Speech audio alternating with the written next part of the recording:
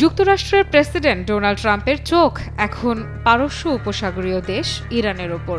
Iran হলো সেই রাষ্ট্র যে রাষ্ট্র ট্রাম্পের গত শাসনামলের ব্যর্থতার অন্যতম অধ্যায়। মধ্যপ্রাচ্যে ইরানের আধিপত্য ঠেকাতে ট্রাম্প প্রশাসন নিয়েছিল সর্বোচ্চ চাপ প্রয়োগের সিদ্ধান্ত, যা অবশ্য ধোপে টেকেনি, বরং নিষেধাজ্ঞা উপেক্ষা করে ইরান ভেঙে চুরে এগিয়ে গেছে দুর্দান্ত গতিতে। তাই স্বভাবতই ট্রাম্পের আগ্রাসন দেশটির ওপর প্রয়োজনের অধিক হওয়া আশ্চর্যজনক নয়। তাই ক্ষমতায় বসেই সবার জন্য শান্তি বরাদ্দ করলেও মার্কিন এই নেতা ইরানের জন্য রেখেছেন আবারও নিষেধাজ্ঞার বাঁধন।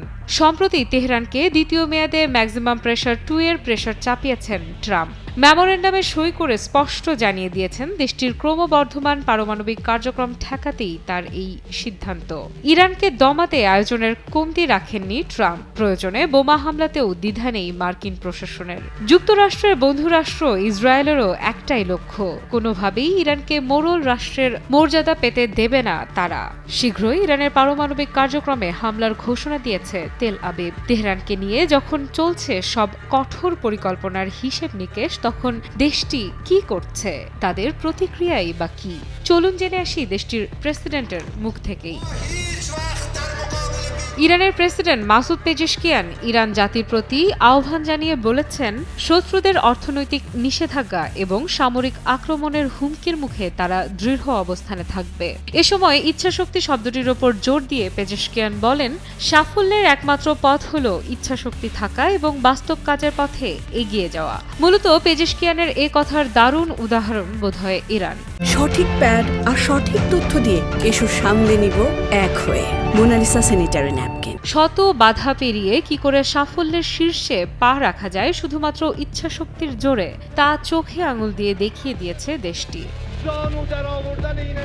প্রেসিডেন্ট পেজেশকিয়ান বলেন, ধরুন ইরান পৃথিবীর একমাত্র দেশ এবং আর কোনো দেশ নেই, তাহলে কি আমরা নিজেদের পায়ে দাঁড়াতে পারি না? আমরা তো নিষেধাজ্ঞা আর হুমকির ভয়ে বসে থাকতে পারি না। আমাদের কিছু করতে হবে যা কাজে লাগবে। যদি বিশ্ব আমাদের হুমকি দেয়, তবে আমাদের ভয় পাওয়া উচিত নয়, বরং আরও দৃঢ় হতে হবে। দেশের সবাই মিলে সমস্যার মোকাবেলা করতে হবে।